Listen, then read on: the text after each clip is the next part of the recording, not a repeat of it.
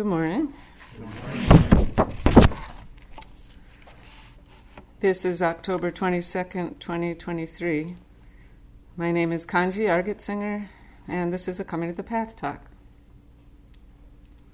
So most of this talk was put together about 13 years ago when I was training with my teacher Amala Roshi in Auckland, New Zealand, and I was asked to give a Coming to the Path talk there.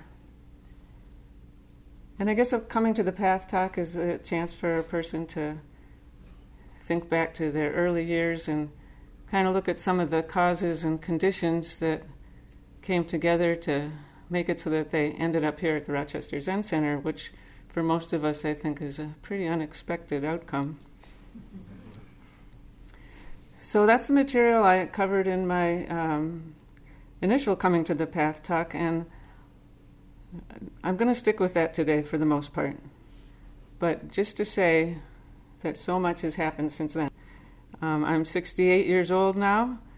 When I first came to the center here, I was already 45. So I'd had a lot of life already before I came to the center, and then I've had a lot of life since I came to the center. So it's really been hard to know what material to choose here. And we can say that there's coming to the path, and then there's staying on the path. And I think a lot of us has found that the staying is really a lot more challenging and remarkable in many ways than the coming. So I'm mostly going to look at the coming, but I hope that at the end we'll have a little bit of time to look at what happened after I got here and the 23 years or whatever it is since then. Okay, but right now I'm going to jump back to the time before my parents gave birth to me and tell one of my very favorite stories from the Jewish side of my family. So this story starts in a little shtetl in Russia. At least my grandmother always called it Russia, but recently I've become aware that it must have actually been Ukraine. But anyway, it was the area that they called the Pale, where the Russian Empire allowed the Jews to settle. So in this little shtetl, there were two little Jewish girls growing up. One was my grandmother, and the other was her sister, my great aunt. And their names were Fegel and Fenkel Steinberg. So I know that Fegel and Fenkel sound like odd names for little girls, but actually in Yiddish, Fegel means little bird, and Fenkel means little star. So they were actually beautiful names that they had. The family was very, very poor, and so at a certain point, the parents arranged for their daughters to marry men who had managed to immigrate to America. So the girls didn't know these men, but the idea was that if they could get to America, they would have a better chance at a future. And I don't know if their marriages were arranged at the same time or if they came to this country one after the other. But at any rate, they must have been interviewed by different intake officers at Ellis Island or whatever port they came through, because when my grandmother said that her name was Fegel Steinberg, he said, well, from now on it's Fanny Steinberg. And when Fenkel came through, he said to her, you're now Fanny Steinberg. So we had these two sisters, both named Fanny Steinberg. They both married men named Isaac. They both named their son Samuel. So my father was Samuel Waldvogel, and his cousin was Samuel Kaplan. And I think they were fairly close growing up, but eventually they went their own ways, and my father became a professor of psychology. Sam Kaplan became a professor of mathematics. They both married non-Jewish women, and those non-Jewish women did not share a name. My mother was Diana, and Sam's wife was Marjorie. And Marjorie was not only non-Jewish, but actually had ancestors who came over on the Mayflower.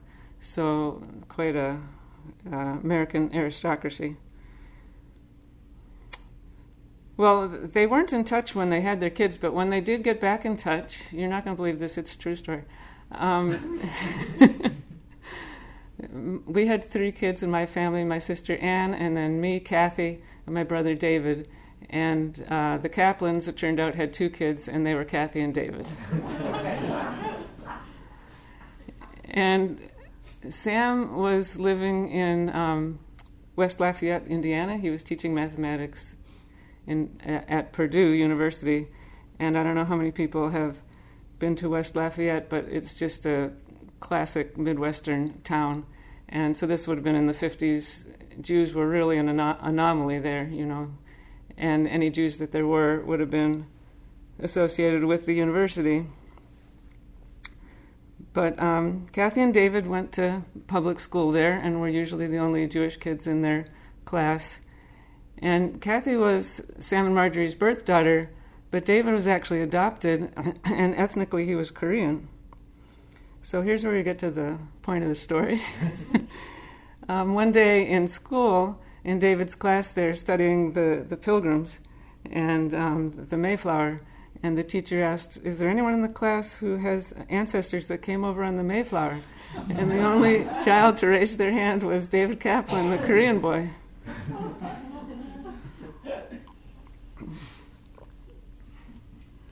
So anyhow, the reason that I start with that story is because I feel like it tells us something quintessential, not only about America, but about the religious environment here in America, and certainly the religious environment that I was born into. My father was raised as an Orthodox Jew, and my mother was born into a tight-knit Icelandic community in Winnipeg, Manitoba. They were staunch Lutherans. So we could say that both of these communities were maintaining religious traditions that had doubtless been unchanged in Europe for centuries and centuries. But once they came to America, everything was up for grabs.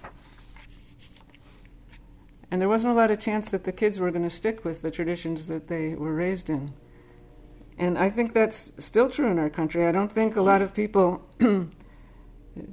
tend to follow the same religious path as their parents. Excuse me, I'm having the same problem we had last week.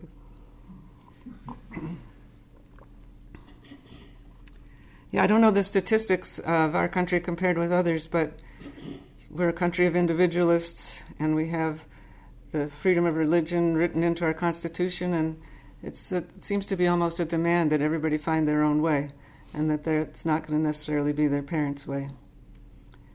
And I remember in my first years of school, we'd always start the day by saying the Pledge of Allegiance, and then the 23rd Psalm, and then the Lord's Prayer. And this was public school, but I grew up in a suburb of Boston, and in Massachusetts at that time, prayer in the schools was still legal. So we'd say the Lord's Prayer every day, and if you remember that, some of you, it ends with the lines, "And lead us not into temptation, but deliver us from evil. For thine is the kingdom and the power and the glory forever and ever. Amen." So that was the way the teacher said the prayer. And that was the way all the Protestant kids said the prayer, along with the teacher. But the Catholic kids didn't say that last part. They stopped after, "And lead us not into temptation, but deliver us from evil." And then that was the end for them. And the Jewish kids, of course, didn't say the prayer at all. They'd say the 23rd Psalm, but not the Lord's Prayer. And in the suburb where I was growing up, it was really just about 1/3 Protestant, 1/3 Catholic, and 1/3 Jewish. So you knew who you were, from the beginning, and there wasn't one way. It was clear that different people had different paths, and it was kind of an open question. Myself, I was being raised in the Unitarian Church, which actually was a really common choice for parents of mixed marriages, as they used to be called in those days, between Jews and non-Jews. So since I went to the Unitarian Church, I would say the Lord's Prayer along with the teacher in the Protestant way, but always with the awareness that I was Jewish too. So there was just a kind of a question there from the beginning. As far as the Unitarian Church itself, I have really fond memories of it. It was kind, ethical people. They were very concerned with social justice. And I also very much felt that I was part of a church family there. I was really bonded with the kids that I sang in choir with, and My choir director was a musical mentor for me, and many of the adults there were just sort of informal mentors for me as I grew up, just seeing their intellectual curiosity and their commitment to advancing what we called then the brotherhood of man. It was good. And I think it also offered me a kind of gentle, free-spirited introduction to Christianity without all the baggage and hellfire that was going on in so many other sects. But there weren't a whole lot of kids enrolled in the Unitarian school at that time, and because of that, there weren't enough resources or enough children to have a separate Sunday school class for each grade. So we used to get combined together in different ways. And there was a curriculum that the Unitarians had. I think it was supposed to be for fifth graders, but it was called The Church Across the Street.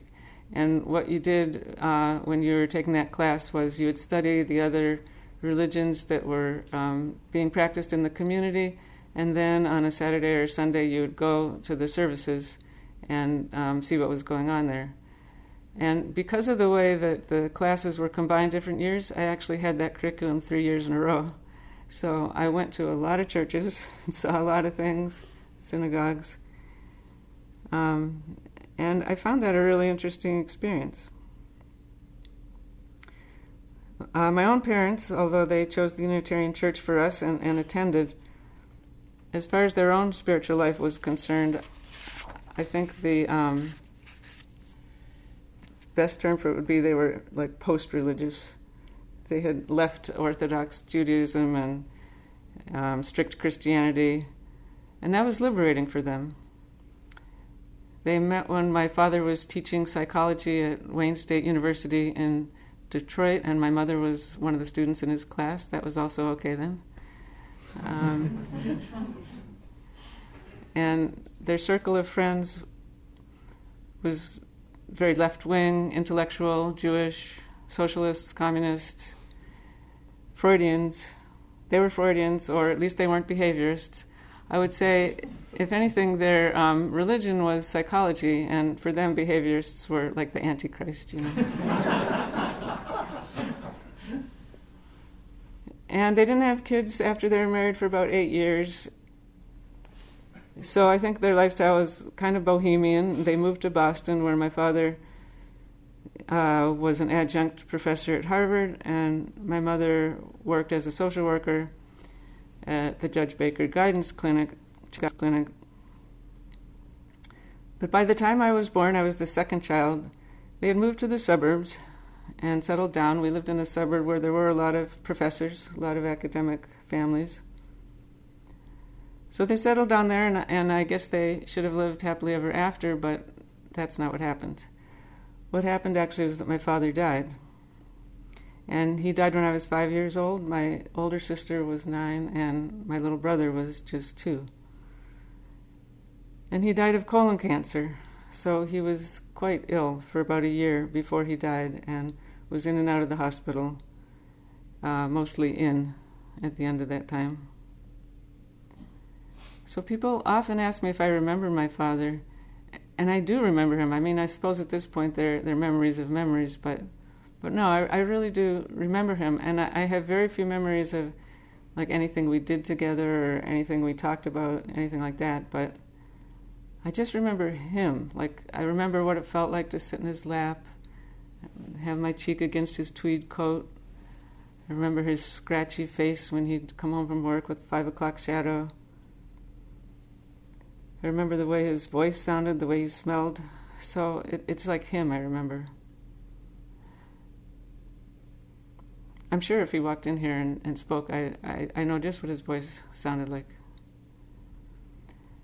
But one specific memory that I do have, was just a horrible memory, was, as I said, he was in the hospital that last year, and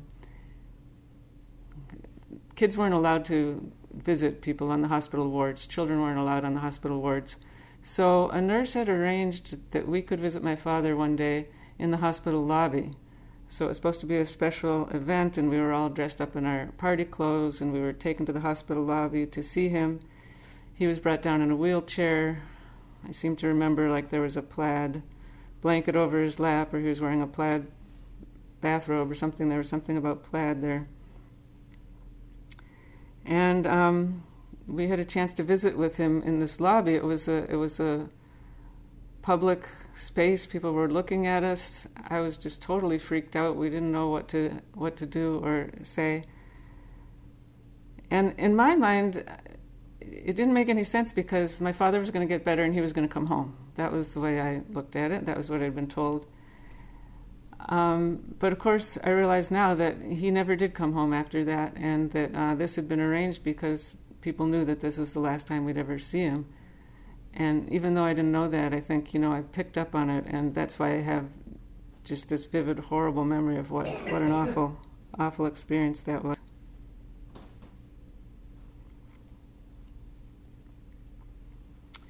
So after my father died, of course, there were many changes.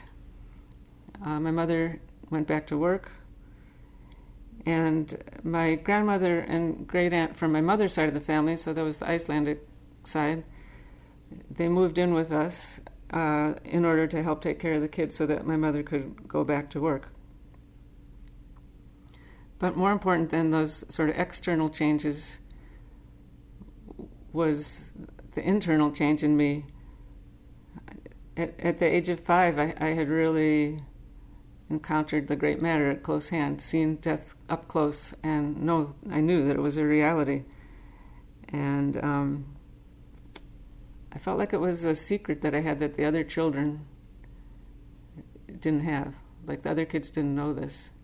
They seemed sort of simple to me in some way. It made me feel different, and I often felt embarrassed if people would find out that I didn't have a father, but also just different. I knew something that other kids didn't seem to know. There was another family in our church who had kids around the same age as us, and their father also had died. So the mothers got friendly, and we used to go on vacations with them sometimes. And it was so good to be with those kids. It was like they were our compatriots, You didn't have to explain anything. They understood what was going on. And I think it's really interesting that many years later when I got married, my husband also lost his father when he was tiny. And I think that just gave us a baseline of understanding. We were coming from the same place.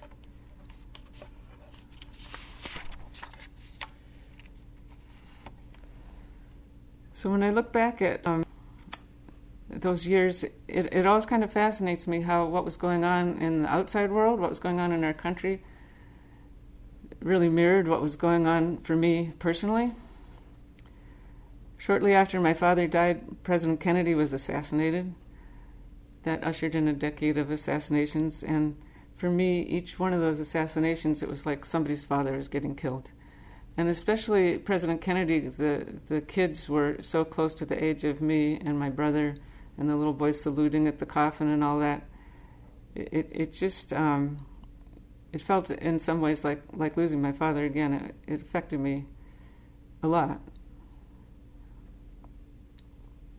When I was about 10 years old, that was the administration of Lyndon Johnson, so the war in Vietnam was heating up. So my mother gave a talk at the church and showed a film to encourage people to join the anti-war movement. And my mother had never allowed me to watch anything violent on TV or at the movies. And if anything violent did come up, I was extremely sensitive to that stuff. I have so many memories of being carried out of the movies in tears as a child with my mother saying, "How can they call this a children's film? What is Disney thinking, Show this stuff to children." So, but she had me come to this talk that she was giving, and other kids were there too, and to watch this film, and it was just full of graphic images of what was going on in Vietnam at that time. And what I especially remember was the children, scenes of the children who had been napalmed. They were in hospital wards, like with their skin coming off of them in sheets. And I was just sitting there thinking, how can my mother be letting me see this, But it was a real turning point for me. It was a real loss of innocence and just recognition of the evil that's in our world, and and also the evil being perpetrated by our own country, which I had always been told was a good country. You know, looking at those kids, it was like we had done that, and I couldn't understand that. Of course, I still can't understand it.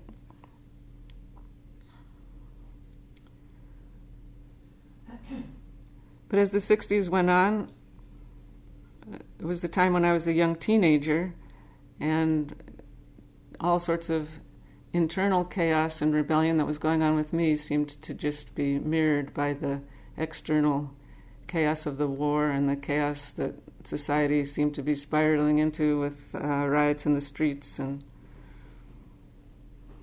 the anti-war protests. I lived near Harvard Square, and that was where I used to hang out and make pocket money by hawking alternative newspapers. And it was the era of Timothy Leary. You could always smell the marijuana floating by on the breeze. And there were student riots there at Harvard Yard and Harvard Square, and I never was there during a riot, but one of my middle school friends was, and he had his 2 front teeth knocked out by a brick in the riot, which was kind of a badge of honor for him, I guess. There were street people, mostly runaway teens, that fascinated me. I used to hang out with them when I could, and I would dream about running away from home. That was my fondest dream, that I'd run away from home. I never did it, but, I couldn't stand the bourgeois values of my family, which may seem strange since my mother was a social worker, she was an anti-war activist, she was a civil rights activist, she was spearheading drives for fair housing, even working for gay rights in Massachusetts, which wasn't even on most people's radar at that time. But on the personal level, we were just at loggerheads for years and years. Another thing that was happening there in Harvard Square was that there was a real influx of new religions at this point, things we hadn't heard about before. I remember buying a copy of the I Ching at one of the stores that was popping up. The Hare Krishnas were always there in their orange robes, chanting, giving us magazines that had pictures of beautiful blue gods in them. I loved those. There was the Maharishi, Transcendental Meditation had come in. Some of my friends took that up, and I was interested, but it was very expensive, so it wasn't something that I could afford. So the church across the street with the Unitarians had been one thing, but, it turned out there was so much more. And around this time, I became more and more of a religious rebel as well. Though again, in some ways, it's a challenge to rebel against the Unitarians. But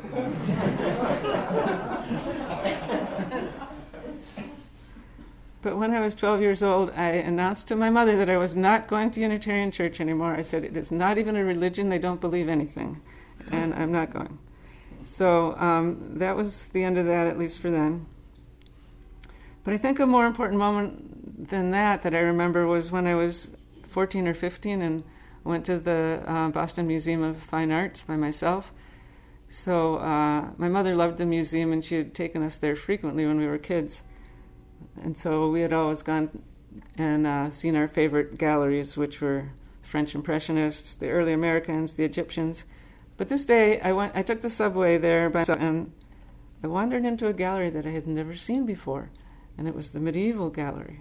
It was full of crucifixes and angels and Madonnas and the paintings of the bright colors and covered in gold leaf, and I was just entranced. It was like I had discovered a secret world.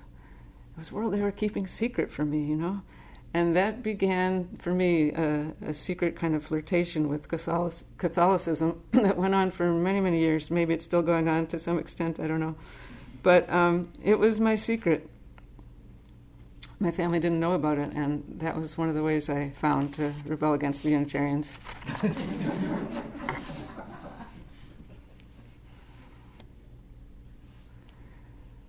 So I never did run away, but the closest I came to that was when I graduated from high school. I bought a $99 bus ticket that let you ride the Greyhound bus for 3 months and go wherever you wanted to go.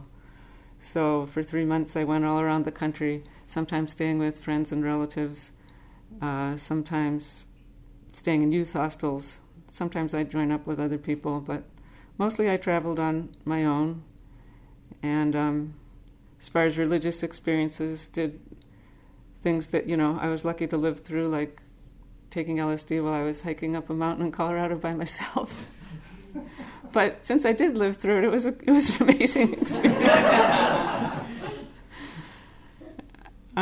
But one night I was sitting next to a boy on the bus that I had chosen that seat because I thought he looked kind of cute. And turned out he was a Christian, and he spent the night trying to convert me to Christianity. And that began a theme in my life, that I always seemed to have someone in my life that was trying to convert me to Christianity. One of my good friends in college, the best friends that my kids used to play with when they were little. At every point there was someone who was on that track with me. But, I remember him saying, if you just open your heart and let Jesus in, he'll come. And I knew that was true. But, I couldn't do it. So another thing, though, that I did do was when I visited Santa Fe, I went to the oldest church in the United States, which is there. It was a Spanish mission church, of course. And I bought my first rosary and a booklet about how to pray the rosary and how to make novenas. And I found out that, if you pray a certain number of rosaries and make a certain number of novenas, you can make a request of Mary and it's going to be granted. It never fails. And I started doing that, and it never failed. But I didn't do it for very long because I figured out that we don't know, even though I had tapped into some power in the universe, I realized that I did not have the wisdom to know what to ask for, and some of the things that I requested did not turn out well. So I just realized that that wasn't the way to go. That wasn't the way to pray.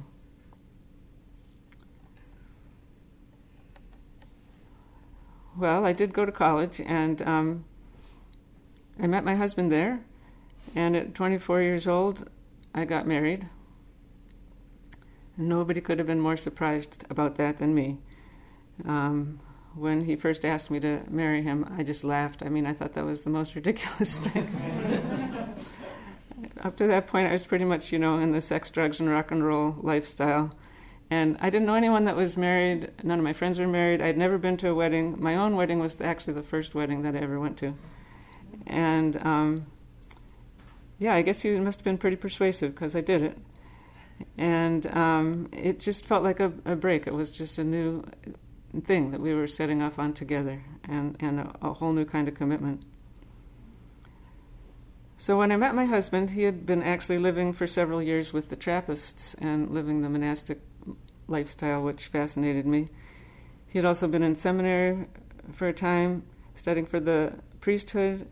He'd even been with the Carthusians briefly, and the Carthusians are the ones that are completely enclosed in their cells, and they just come out to chant together, and the food is shoved through a little door for them, and once a week they come out and go on a walk together, and that's the only time they talk. So he had tried that.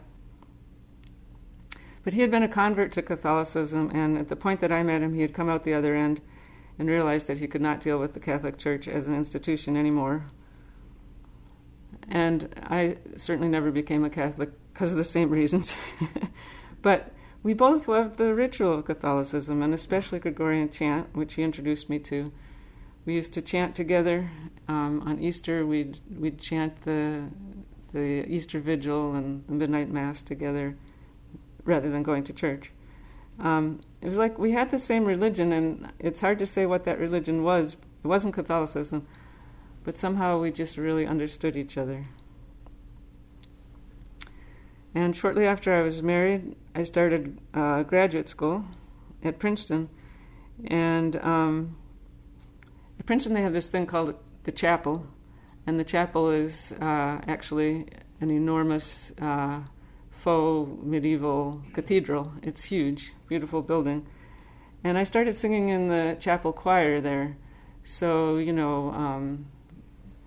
sort of, I guess, Episcopalian-style services, and the processional every Sunday, wearing the robes with the white things over them, I really loved that. And at Princeton, besides having a chapel and many other things, they have a lot of money. And one of the things that they would do is they would send the choir on a trip every couple of years. So my second year in choir, it was announced that we would be going on an Asian tour, and we were going to spend 6 weeks in Asia. And the deal was that if you could get your plane fare together, the college was going to cover everything else. And a lot of that was through their alumni network, and because we were staying with families in the different countries. So it was 3 weeks in Japan, a week in Thailand, a week in Hong Kong, some time in Hawaii. But the 3 weeks in Japan, were quite amazing. It was enough to sort of get to know what it felt like to live in Japan, and especially, as I said, because we were staying with families, which I understand is unusual there. But even more remarkable than that was that they arranged various cultural experiences for us. And one of them was that we would visit a Zen temple, a famous Zen temple in Kyoto, Ryoanji, where there's a famous rock garden. And not just visit it, but stay there for 3 days. And in that temple, they had never let anybody come to train or to stay there that didn't have some kind of Zen background, but somebody from Princeton talked them into this. And so they had these 50 American college kids descend on them. And they gave us Zen training. We wore blue robes. That was their color for lay robes. They taught us how to sit. They used the stick. We worked. We swept the paths, cleaned the zendos. We learned how to do oryoki meals. It was like a little mini sesshin for 3 days. Slept on futons. I mean, I was so blown away by this whole experience. The sensei was wonderful. He gave us teachings. I mean, I had studied Buddhism a little bit in terms of college coursework, but, as we know, reading about it is not the same as actually doing it. And so it was a really dramatic experience. One thing I remember is that during a question and answer period that we had, there was an altar there that had like it didn't have a figure on it. It had a rope. I don't know if people have ever seen an altar like that. It was like a rope tied in a certain kind of a knot. Like I remember it as an orange and golden rope. And one of the students asked the sensei, "What does that rope symbolize?" And he said, "Nothing." And all the trainees, the Japanese trainees, burst out laughing. They thought that was the funniest thing they'd ever heard. And we were going like, what? Didn't get the joke. But I always remembered that. I thought of that again when I started on Mu. So though it was, a really important experience, it wasn't one that I did anything with any more than I signed up for any church or any religion that I had been exposed to up to that time. I'd been exposed to a lot of religions, but none of them were mine. And just around that time, I had a good friend. She was actually an old friend from middle school who happened to be living in Princeton during the years that I was there. So we reconnected, and we were spending quite a lot of time together. And during those 3 or 4 years of our renewed friendship, she was Jewish, but she became more and more seriously Jewish as those years went by. And at the end of the time, she finally converted to a Hasidic sect. She had a Rebbe, and eventually she had a marriage arranged in that group. And I guess to this day, if you call the home, the answering machine is still in Yiddish. So she just completely turned her life around. And I was watching this happen and was kind of disturbed by it in a lot of ways, because a lot of the things that this Rebbe was teaching were completely irrational from my point of view. And she was keeping kosher more and more seriously, so eventually when she came to my place, she wouldn't accept anything from me except water, and it had to be in a paper cup.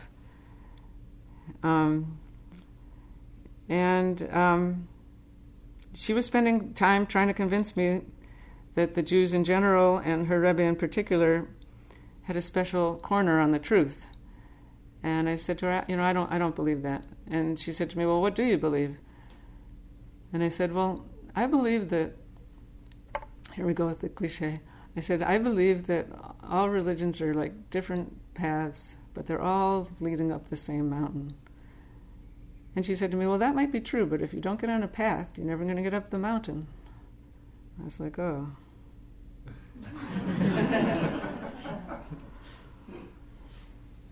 But the way I had been raised and the academic study that I was involved in and all of that really made it difficult for me to value any one path over another. And at the same time, my tendency for critical thinking made it hard for me not to see the faults and the flaws in every path. I mean, water in a paper cup, you know? I mean, it was just like... But if I wasn't going to work with some of those faults and flaws, you know, it made me realize, well, how was I going to get up that mountain? So eventually it was a question I was going to have to face, but not yet. This was right around the time that my daughter was born and my son was born a couple of years after that. And, you know, I can't... Having children and raising children, that's just an irreplaceable experience. But it was samsara, is what I would like to say about that. It was, you know, finishing my dissertation with babies at home, dealing with kids' daycare, kids' schools, money issues. We could never find a place to live that we could afford. We were moving all the time. We bought a house that we couldn't afford. We were foreclosed on. We were sued twice. I got a job as a professor, and then worried about getting tenure, and then about getting a book published, about not getting tenure. So there was always something that just had to be done today, and always something that had to be dealt with, always some obstacle, career-wise or financial, that, you know, the feeling was if we could just get through that, you know, then we could maybe take a breath. And then suddenly it seemed like we did get through that. So that now we're at the year 2000, and my children were teenagers now, young teenagers, so anyway, not needing the kind of constant hands-on care that little ones do. And we had finally gotten our financial situation together, so we were able to buy a house. It was a wonderful house. Some of you might remember it because that was where I was living when I first came to the Zen Center. It's actually the old caretaker's house for the Mount Hope Cemetery. So it's almost in the cemetery, and the view out the window is over the graves there. And so that was our dream house, you know. It was great. It was walking distance to my work. I loved my job. I was doing exactly what I wanted to be doing. And and we often hear that people come to the Dharma because of some loss in their life or some tragedy that sort of brings them up short. But then for some of us, it's just the opposite. For me, it really was like I had that whole samsaric thing down, you know. I had the right job, the right house, the right family, everything I'd wanted.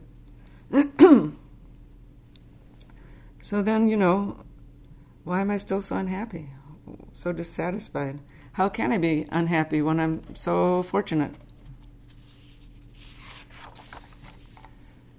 There were some little things that came up around that time, like I thought, if one of us in the family dies, I'm not going to have any idea what to do about the funeral. That really started haunting me. My daughter asked me, why doesn't our family have a religion? You know, other families that you knew had a religion. And I didn't really have an answer, except that I knew the flaws and the problems with every religion. I was singing in a choir. I was usually singing in a choir. But there was someone in that choir who was a friend trying to convert me to Christianity at that time. And at one point I just said to her, oh, I'm a Buddhist. And I don't know exactly where that came from, but it did end the conversation. She just said, oh, dear.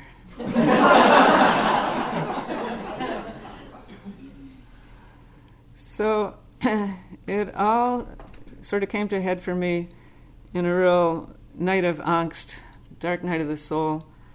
I didn't sleep all night. I just was wrapped in a blanket looking out over the gravestones and just trying to figure it out, you know, like, what is this all about? What does this life mean?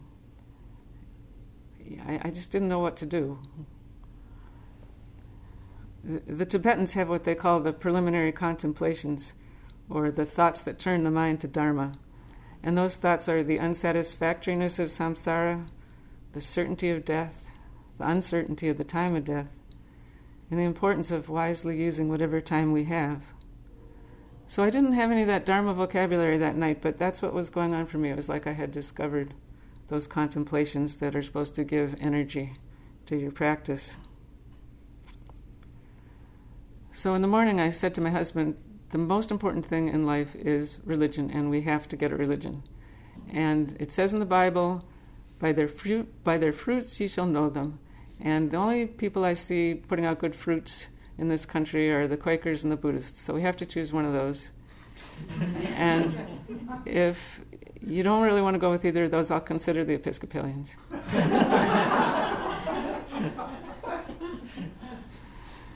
But he wasn't really interested in any organized religion yet, so it was left to my daughter and me.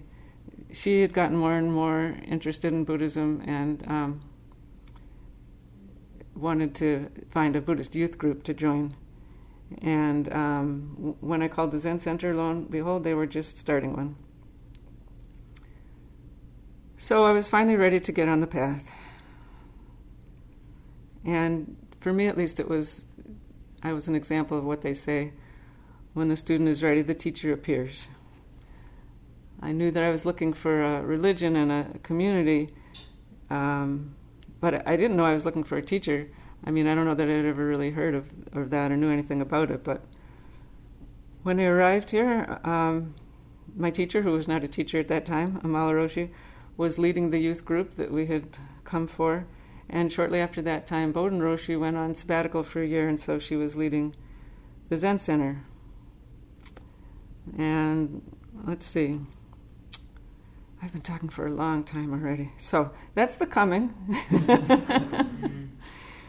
And let me see if I can find a few minutes to say something about the staying.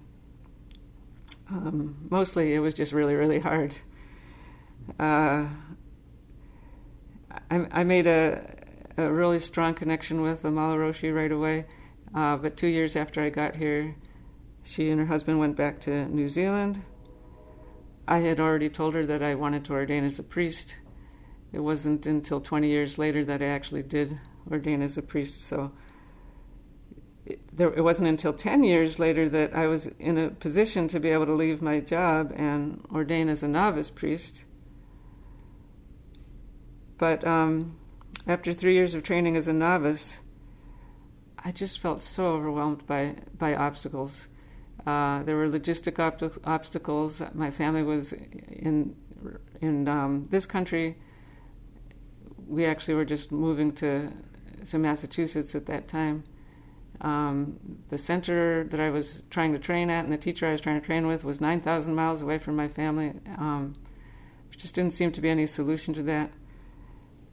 And there were just spiritual obstacles too. I just felt so discouraged about my practice. And so I told my teacher that I couldn't ordain after all, and I stepped down from that.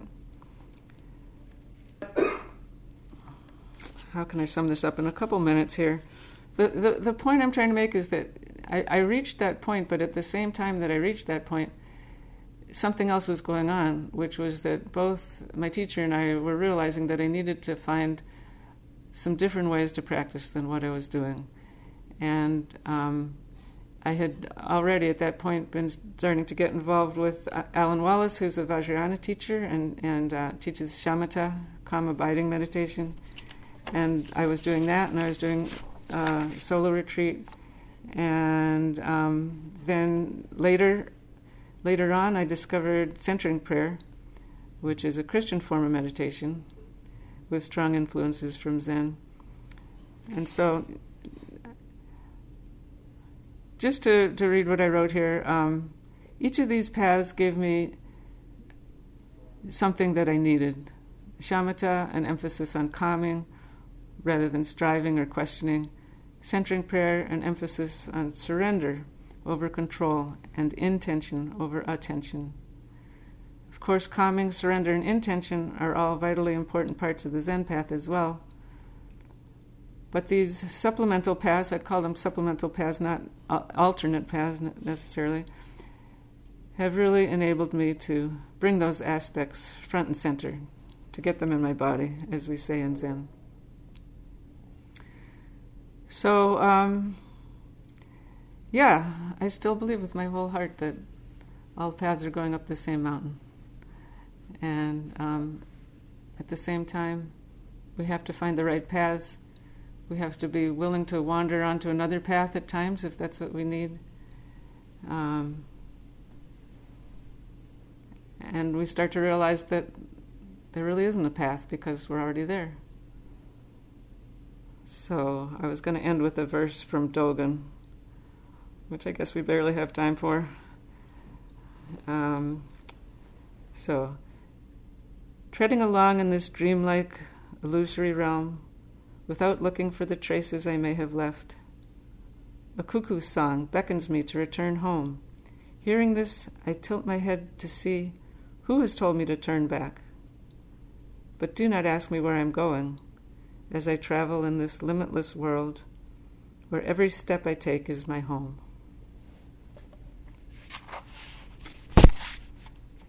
So, I think we have time for questions a little bit. We do have time, so Joe's going to do a little bit of tech setup, and we're going to try something different today too. So if you just be patient, Joe will be setting this up. For people asking questions in the Zendo who want to make a comment, especially for people who are going to make some comments or not suggestions, but just talk a little bit, just for the sake of people on Zoom, I'm actually going to move around with the microphone like they do on some daytime television. Okay.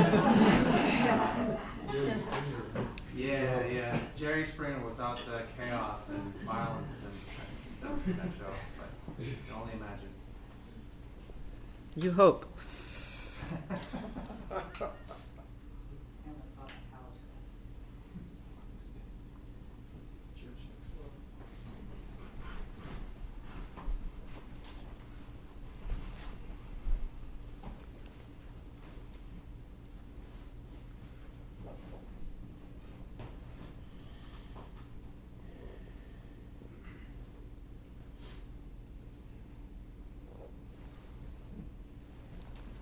Actually, this cushion is kind of slippery. Kanji, while on this trial, you can ask her a question. Just speak up. Yeah.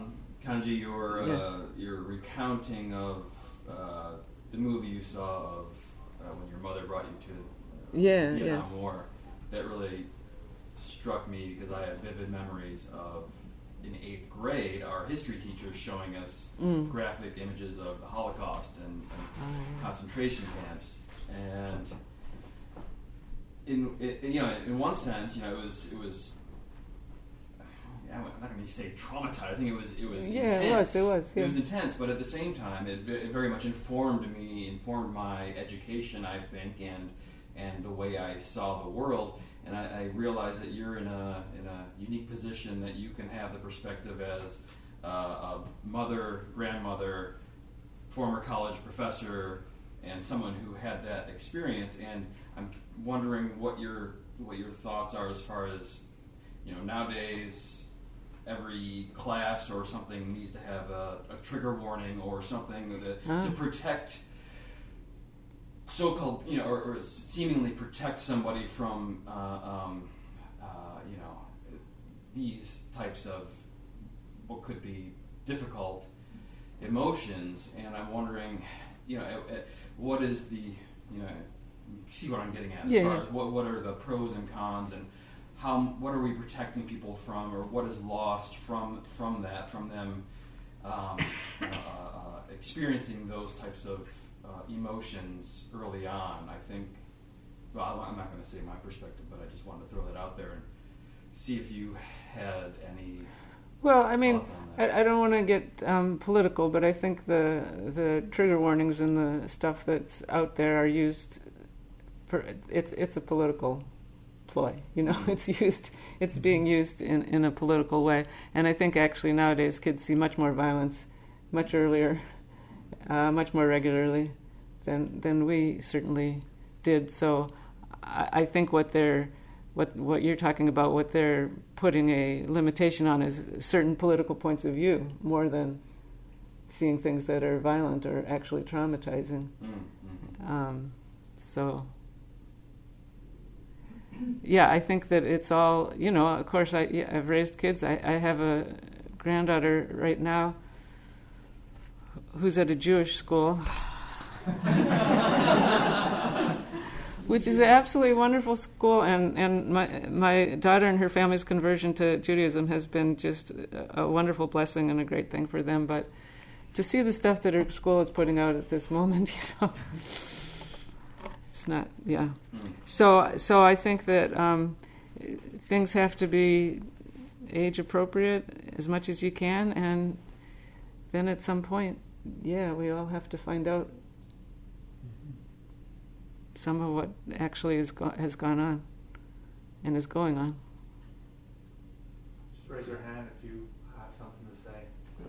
So when were you able to now make that commitment to being a priest?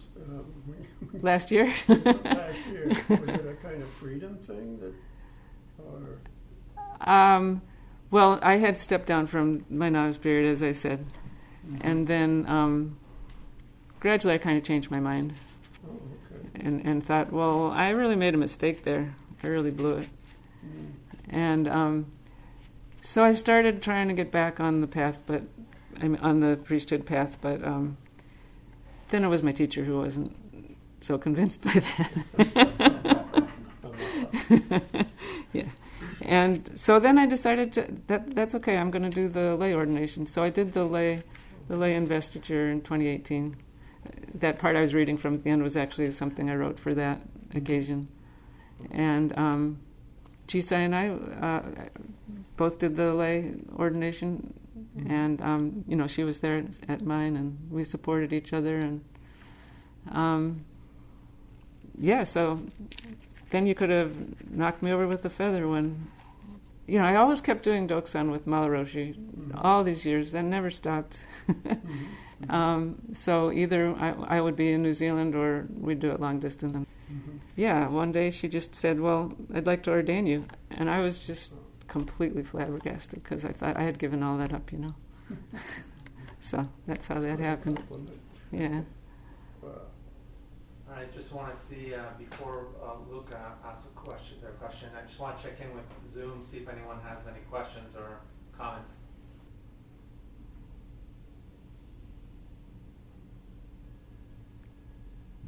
Okay, 2 minutes. Looks like it's back to the Zendo.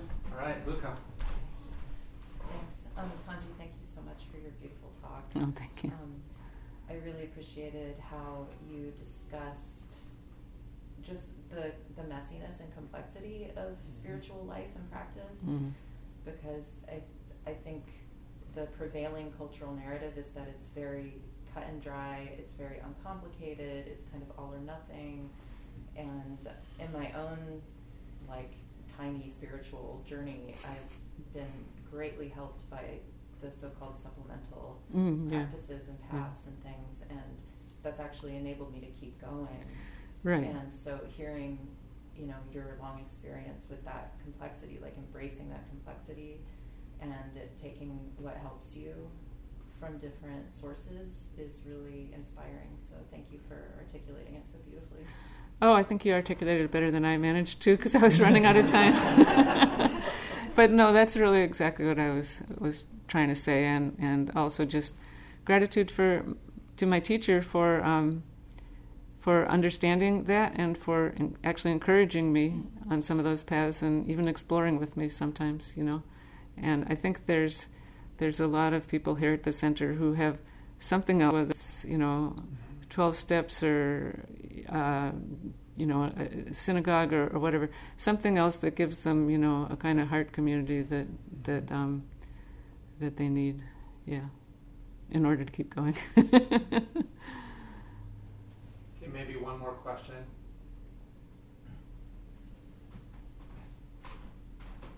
Could you say something about how things are in New Zealand, the Sangha there?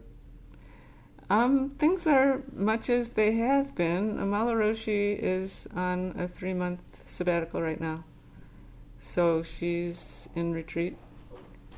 Hanya,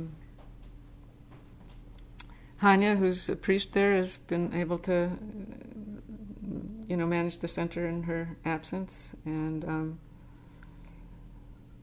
things during the pandemic were tricky.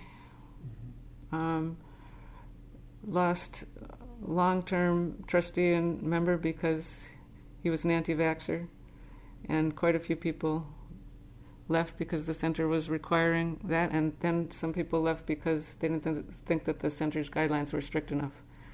So, yeah, caught in the middle of that. Anything specifically that you're wondering about? No, that it's just a general concern about how their welfare and Yeah, they're plugging along, and I guess everybody knows that Amala Roshi has been diagnosed with Parkinson's, and so it's really a challenge, but I think ever since I've known her, she's had one physical challenge or another, and she just doesn't stop her.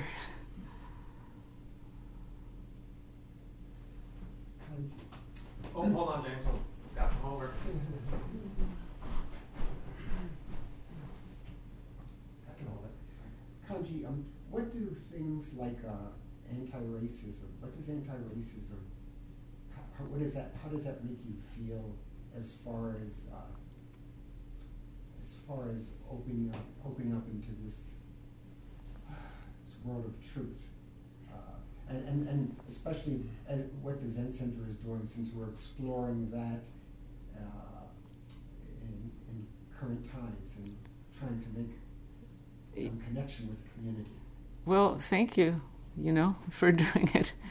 In this iteration of my stay at the Zen Center, I haven't been involved, so, I'm as guilty as anyone, while at the same time realizing that it's not something we can avoid, and we have to do the work.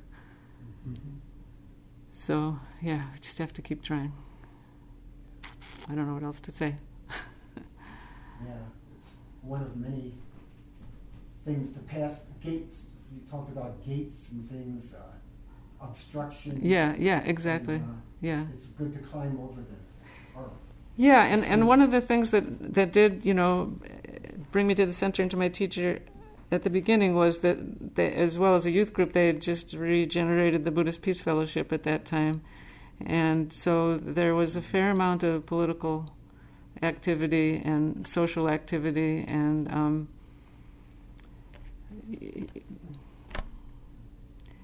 and then in other times in my life, it's just been, I just want to do my practice, I don't white privilege, take advantage.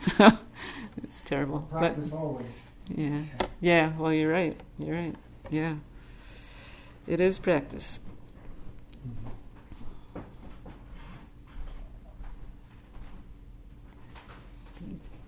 Did we have time for Jonathan? Oh, did someone else? I have your name, but that's okay. All right, we can talk after during brunch.